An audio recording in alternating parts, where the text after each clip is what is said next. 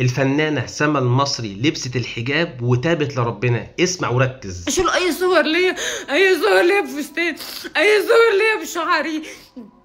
بعد اذنكم لو سمحتم ابوس ايديكم شيلوا صور بشعري. انا خلاص لبست الحجاب، خلاص ربنا تاب عليا ولبست الحجاب. ساعدوني ساعدوني والنبي. الناس الوحشه، الناس اللي الوحشه اللي بتقول على طريق الشر تبعد عني. انا كل يوم بقول انا ابقى كويسه ويجي الشيطان يركبني بالليل، يجي الشيطان يركبني بالليل. انا تعبانه انا تعبانه. انا ما صدقتش زيكم خالص، قلت ده اكيد ده فيك، فدخلت على صفحتها الرسميه اللي عليها تقريبا حوالي 1,000,000 متابع، ودخلت على التيك توك بتاعها لقيت اللي هي مسحت كل الفيديوهات على التيك توك، مش سايب غير فيديوهين زي ما انتم شايفين قدامكم دلوقتي. طبعا انا مشخبط على الصور بتاعتها عشان ما بجيبش زي ما انتم عارفين اي صور ستات عندي في الفيديوهات، سواء كانوا محجبات او غير محجبات. الناس بيقولوا دلوقتي ده يمكن بتعمل كده عشان الترند وعشان تطلع وتعمل شو وبعد كده تقلع الحجاب تقول انا كنت بضحك عليكم. يا عم الحاجه احسن الظن في اللي قدامك. سمعت المقطع اللي انتوا شفتوه من شويه، والله العظيم حسيت ان هي فعلا صادقه في اللي بتقوله. الانسان بيبقى قدامك بيبان انه صادق او غير صادق من كلامه، فدايما خليك حسن الظن في اللي قدامك، يمكن ربنا يثبته، ممكن وارد ان هي ما تثبتش، الله اعلم. طالعه بتقول لو بتحبوا النبي محدش ينشر حاجه ليا بجسمي ولا بشعري، عشان خاطر النبي ما تنشروش حاجات ليا بجسمي، ابوس ايديكم. هي اللي بتقول، والله ده كلامها كاتباها على صفحه الفيس بتاعتها. بتقول ان هي في صراع دائم بقالها فتره، بقالها شهور، بقالها سنين، عاوزه تتوب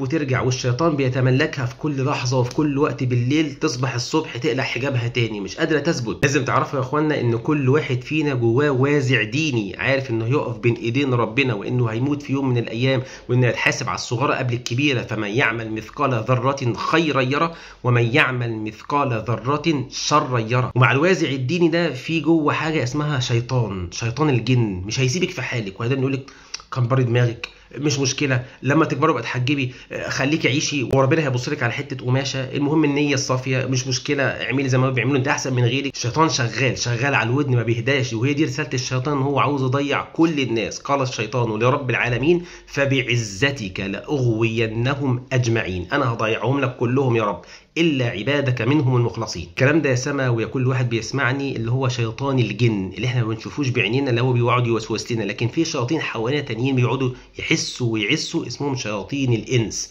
اللي هم اصحابك في الوسط وخارج الوسط.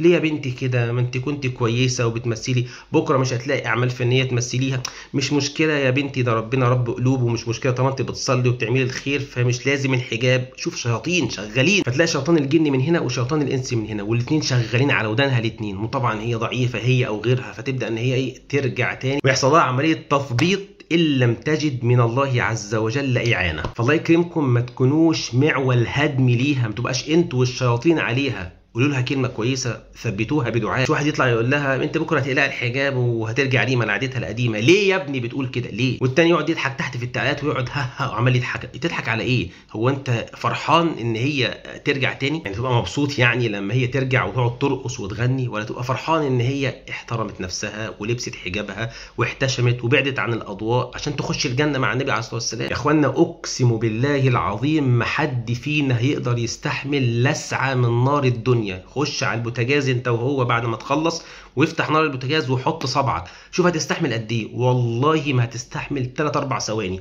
بلاش دي عود كبريت في البيت ولعه، بلاش دي كوبايه شاي اهي، دي كوبايه شاي، بالله عليك كده حط صبعك جواها او ادلقها على ايدك، شوف هتستحمل وهتعمل ايه. هترقع بالصوت وتجري، هات كريمات وهات حاجات. الشاي اللي موجود في الدنيا ودي نار الدنيا، وما بالك بنار الاخره. هنستحمل؟ هتستحملي يا كل واحده ماشيه من غير حجاب، يا كل واحده بترقص على الملأ وعماله تغني وتعمل حاجات لا ترضي الله؟ انا بقول لك يا سما المصري، والله الشيطان ما هيسيبك، ويبقى دي حرب بينك وبينه، فانت لازم تثبتي وتبعدي عن الوسط تماما. وقصدي بالوسط زمايلك في القار اللي هم هيقعدوا يسحبوكي لطريق النار. ايه يا بنتي ده؟ مش هتلاقي شغلانه بعد كده، وبعدين اعمال فنيه تبقى قاصره. يجي لك الشيطان من الناحيه الثانيه هيقول لك عادي مش مشكله، مش انت اتحجبتي، نمثل بقى حاجات دينيه، نمثل بقى حاجات اسلاميه. تيجي تمثلي فتلاقي الادوار بقت بسيطه والفلوس قليله.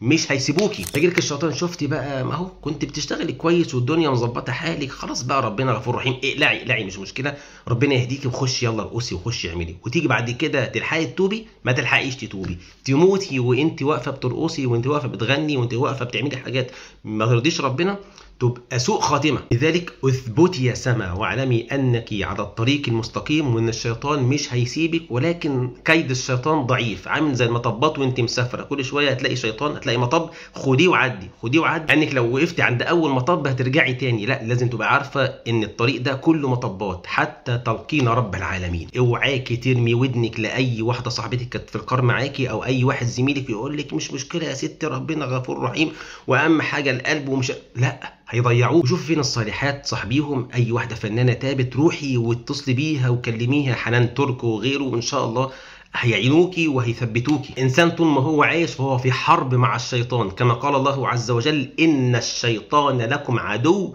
فاتخذوه عدو. ودي اول خطوه يا سما، ان انت لازم تغيري كل اصحابك من بتوع الوسط الفني علشان ما ترجعيش تاني لورا. تاني حاجه مهمه جدا لازم تعرفيها يا سما، وهي دي بقى بشرى ليكي وبشرى كل واحد رجع لطريق ربنا، والله العظيم قسما برب العالمين لو انت صادقه فعلا في التوبه بتاعتك، والله ثم والله ربنا مش بس هيسامحك ويغفر لك، بل هيبدل لك كل سيئاتك اللي انت عملتيها، وظهورك من غير الحجاب والرقص والغنى وكل البلاوي دي كلها ربنا هيبدلها لك، بدل السيئات دي هيبدلها حسنات. والله ربنا اللي قال كده، الا من تاب وامن وعمل عملا صالحا يعمل معهم يا رب فاولئك يبدل الله سيئاتهم حسنات وكان الله غفورا رحيما. مش بس كده، قال الله عز وجل وهو الذي يقبل التوبة عن عبادي، يعني ربنا هيقبلك لو رجعتي له، بل ربنا فرحان جدا دلوقتي لو انت فعلا كنت صادقة في توبتك. قال النبي صلى الله عليه وسلم لله أفرح بتوبة عبده، يعني ربنا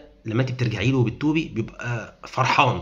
اللي قال كده النبي عليه الصلاة والسلام. ربنا بيقبل أي حد بيرجع له، أي حد حتى لو كان كافر ومشرك بالله. قال الله عز وجل لنبيه محمد كل للذين كفروا، قل لهم يا محمد كل للذين كفروا إن ينتهوا يغفر لهم ما قد سلف. في نفس الوقت لو تعمد الإنسان إن هو يعصي ربنا ومش همه أي حاجة، وأنا هرقص وهغني ومش هلبس الحجاب وأدني خاربها وماشي شمال، ساعتها تخاف من ربنا جدا. نبئ عبادي أني أنا الغفور الرحيم وأن عذابي هو العذاب الأليم. ثالث حاجة أحب أقول لكل واحد بيتابع سما المصري أو كل واحد سمع لها فيديو قبل كده، بالله عليك يا أخي امسح أي فيديو أنت كنت نشرته، ولو قابلك أي فيديو كانت هي بترقص فيه أو بتغني فيه أو بتعمل أي حاجة لا ترضي الله، حذاري إنك أنت تنشر. إن الذين يحبون أن تشيع الفاحشة في الذين آمنوا، بيحبوا بقى الدنيا تمشي شمال وكله يتفرج وكله يلعرط وكله يمشي عريان، بيحبوا كده، حابين أول حتة دي، إن الذين يحبون أن تشيع الفاحشة في الذين آمنوا لهم عذاب أليم في الدنيا والآخرة. الله يبارك لكم ويكرمكم، محدش يسخر من توبتها، وكونوا عونا لها على طاعة الله عز وجل ولا تكونوا معول هدم. فكفاية إن الشيطان مش هيسيبها، لا هو الشيطان مش في الحتة دي سهل، وإنما هيقف ويشن حرب جامدة. لذلك اعلمي يا سما أن الطريق إلى الله عز وجل كله عقبات وكله وقفات، فلازم تخلي بالك من ماهية الطريق، وتاخدي واحدة صاحبتك ملتزمة